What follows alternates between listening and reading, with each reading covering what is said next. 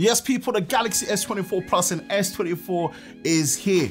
But what does that mean if you're coming from the legendary S22 series or even an S23 from before? Well, let's talk about it and let's compare and see what does actually the S24 series bring to the table compared to these two. Let's compare them.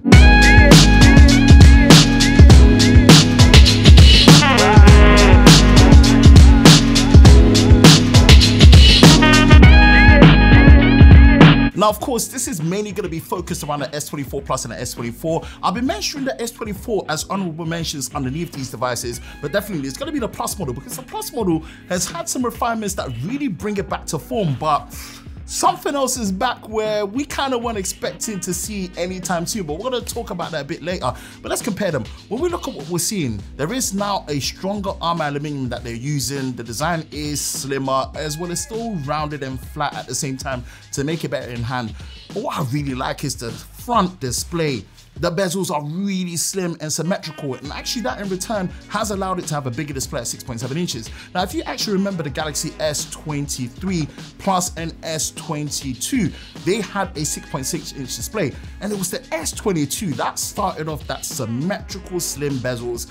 And man, this design is iconic. The refinement and the design set of S24 Plus and S24 is great, and actually on the technical level, because it's more durable with armor aluminum and it's just well put together, it is technically their best design phone, but it just lacks soul. One thing you're gonna notice, it looks like a certain competition's phone and feels that way now. I'm just putting it out there, and you know what I'm talking about. Honestly, I really wish they just stuck to this S22 design and just refined it there and then. The design direction that they've gone with the S23 and what they now have with the S24, it kind of lacks the Galaxy soul that makes those devices unique. I mean, look, I appreciate the matte finish now instead of a glossy finish on what was here on both these devices for S22 and S23, but honestly, it just kind of lacks a bit of soul.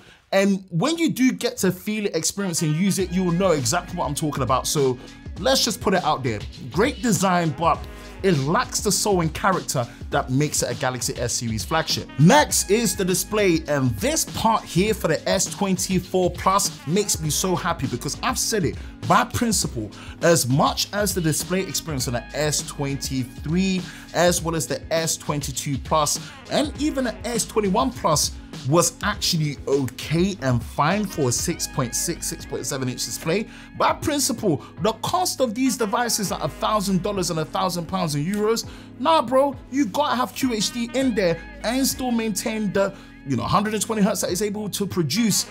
But you know what, they listen. S24 Plus now has a QHD Plus mode, and it does still do this while giving you 120 Hz. Now, the reason why I'm saying that is, remember the last time we saw a QHD Plus mode on a Plus model phone? That was the S20 Plus. But when you activated QHD, you were limited to 60 Hz. So if you wanted 120, you had to go down to 1080p. I'm glad you can have both. It matches what you get on the Ultra series, but without the pen support. But what makes it even better is the maximum brightness. Yeah. We've gone from a peak of 1750 nits all the way up to 2600 nits for the new improved vision booster and just better outdoor visibility. So yeah, when it comes to the display experience, man, I'm not gonna lie, the S24 Plus especially is probably my favorite out of all of them now. Now the S24 is still a 1080p display, but you still get the same maximum 2600 brightness, so that one is fine. And for the first time, the refresh rate is adaptive between 1 Hz all the way up to 120 Hz. So, I mean, in the past, I think the range was something like 24 or actually 48 to 120. So it's good to see that this is using proper LTPO tech and the refresh rate is meant to be much more efficient, a bright display, QHD option on the S24 Plus. Yeah, display wise though, I've got to give it to the S24 Plus, especially all the way. Specs and performance. Remember that thing I was saying that we weren't expecting to see back anytime soon? Yeah, people, Exynos. Yeah, Exynos is back in the form of the Exynos 2400. Yes, people, for S24 Plus and S24, there's going to be a regional split between Exynos 2400 and a Snapdragon 8 Gen 3. Now, from what we know and what I know so far, the 8 Gen 3 is going to be in the USA, Canada, and China. The rest of the world, man, we're getting Exynos. And what that basically means is for the S24 Plus, you do have 12 gigabytes of RAM, and of course, you do have 256 gigs of storage and 512 gigabytes of UFS 4 storage.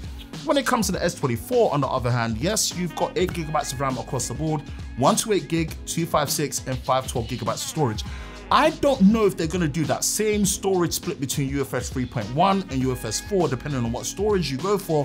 When I find out more, I'm gonna let you know when it comes to the full review. But yeah, Exynos is back. Most of us are getting it. Us in Europe, we're getting it. We're not based in the US. I mean, I'm in the USA now, but bruh, yeah, it's gonna be Exynos all the way. I wanna reserve my thoughts and opinions on what this means for the platform. And I'm gonna try my best to get an Exynos model, of course, and also get a Snapdragon model and compare them, do a battery drain test, charging, performance, and kind of just let you know, even on the camera side of things, what's the difference. But I don't know, man. I just feel some kind of way where on the S22, we had the Exynos 2200, then we had the all Snapdragon experience on the S23 with the Gen2 mobile platform built for Galaxy, and now we're back to Exynos mostly everywhere. Right, all I can say is I just hope the end user experience is capable and with good results, because if not, I don't know how I feel. I just feel like the S24 Ultra having Snapdragon all the way is probably the way to go. And for those people that were really looking forward to the S24 Plus,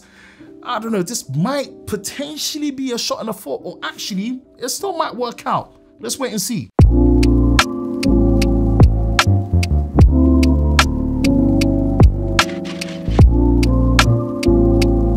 Camera experience and performance, and you know this is the home of the definitive camera comparison, and we're going to be testing and putting the S24 Plus against your favorite flagship phones like the iPhone 15 Plus and the Pixel 8 and more. So be sure to like and stay tuned in, subscribe and turn the notifications so you don't miss those videos. Now, by principle, when it comes to the camera system, when compared to these two, they are pretty much the same. So no different when it comes to the hardware from what they've told us. So again, the main camera sensor is still 50 megapixels, the ultra wide is 12 megapixels, and the 3x 10 megapixel telephoto is still there with the 12 megapixel selfie. What that basically means is if you are familiar with the camera system on the S23 Ultra, you're gonna feel right at home. What that in turn also means is low-key, I kind of feel they've left a lot on the table, and this time the performance and feature set parity compared to the S24 Ultra, man, I think it's a lot bigger than I actually personally like. Look, don't get me wrong, 8K video recording is still available with no crop on the main wind system with great stabilization and performance on it, so love to see it. You can still record in 4K 60 on all the camera lenses, including the selfie. But guess what? You can't switch between the lenses on the fly when you're recording on the same clip. For you to do that, you still have to stop recording and switch and then start recording again, unless you go down to 1080p 60 or 4K 30. Like bro, I'm gonna be very honest with you, right? Google doesn't do this, Apple doesn't do this with the iPhone 15 and the Pixel 8 compared to their Pro and Pro Max phone and the Pro phones. I know even Apple puts a lesser chipset in their phone and still don't have that limitation. I do not know why Samsung have put this user limitation in there, because the S24 Ultra is golden. This is still limited on the S24 Plus and the S24. And I don't know if this is a big deal to anyone else, but to me, at this stage with how mature these smartphones are, to have such a usability limitation, to me it's not a good look. And I really hope they just update this and get this fixed, because it shouldn't be there. And it makes me question, is this really down to the fact that Exynos is back? Is this really down to the split of Exynos and Snapdragon causing these usability limitations that they have to hold back? I really hope not. But yeah, if you're looking for maximum usability when it comes to 4K UHD, 60 FPS, switching between the lenses, you're not getting on here. You gotta go to the S24 Ultra. What else do you get on the S24 Ultra? Well, dual recording, which is the replacement for director's mode, only works up to 1080p. Can't do that in 4K.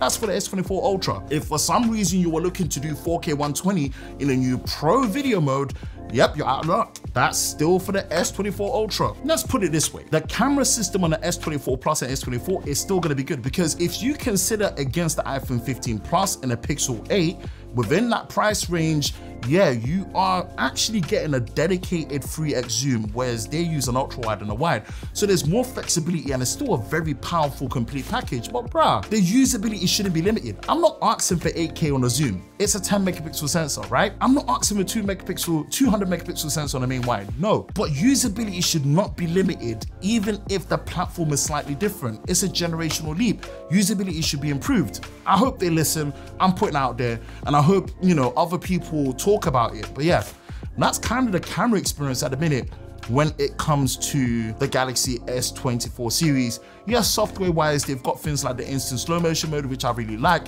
Seeing the demonstration of when you're playing back a compatible video, which I believe is just 4K or lower. You can press on hold the section for as long as you like. It starts initiating the slow-mo at that particular clip. You can press edit, go in there, change the speed to your liking. This is the same for the S24 Ultra as well. So yeah, camera experience-wise, wait for my camera comparison and we'll talk about it. Software on the Galaxy S24 series across the board when it comes to the S24, S24 Plus, and S24 Ultra is all based around Android 14 with the latest One UI 6.1. Now look, I'm gonna glance over this quickly because you know me, I love software and I don't mind software, but that's not the part that I focus on. I like to talk about camera, battery, charging, performance, and all of that. But the software is all based around, you guessed it, AI. There's so much happening when it comes to things like chat assist, note assist, transcribe assist, new Android Auto, new Super HDR. There is so much happening when it comes to things like interpreter, live translate. They showed us so much happening in this controlled environment. I was like, bruh, AI is really taking over when it comes to, you know, making life easier, I guess. Now, if you look at something like Live Translate, for example, that's actually part of the call assist feature when making phone calls, where you're actually able to translate from one language to another. At that time, they demonstrated it with us speaking in English and the person on the other end hearing it in Korean. They had it set up in Spanish. There's going to be multiple languages supported, but it actually looked to be working like okay. I mean, considering the noise of the place and also the environment it be controlled, it looked pretty decent. So hey, let's wait out and test it more. Interpreter though, that was an interesting one because the biggest thing they're quoting with that is that you don't actually need a data connection or Wi-Fi. That is something you could just use on device and you can actually translate between a two-way conversation. There was even a split screen mode where you can do it to change the positioning of where people are standing. And yeah, we had someone translate it from Spanish to English, English to Korean, and it was really actually very responsive. What they even said is that intentionally there's like about a 2-second delay just to make sure that the phone cadence-wise knows that you've actually finished speaking before it starts translating. But if you want it to be instantaneous, you could just press the microphone icon and boom, it translates it. So you know what, I'm for stuff like that. As someone that travels a lot in different places, yeah, I'm all for it. I'll definitely say go watch my video on Sam Mobile's YouTube channel where I pretty much went through the software experience extensively. But one of them that I will definitely mention is Circle to Search by Google. And of course, this is one feature I'm gonna be tapping into a lot. I can't tell you how many times I want to extract more information about a product or service just from a picture. And you can do that, whether it's like a piece of clothing that you want to see where that's from, whether it's trainers, hat, top, or whatever, or even just like a picture of a place and you want to get more information about the surroundings and what that's about. Yeah, man, literally Circle my search with Google is looking good. I'm going to be using that a lot more regularly. I'm for that feature. Either way, One UI is still my preferred version of Android, especially when it comes to feature set. And this time around, man, this is looking at the most extensive one from Samsung yet. Complete and to the user's experience, yeah, we're gonna enjoy this one when it comes to One UI 6.1. Another thing just to let you know, 7 years of OS version updates when it comes to the new Galaxy S24 series, and that's including security. I wonder where they got that from. Google. Again, this is where competition helps. This is a direct shot against Apple and especially Google to match them with what they announced with the Pixel 8 series, and I'm here for it. I don't know how that's gonna look like when it comes to 2030 and 2031.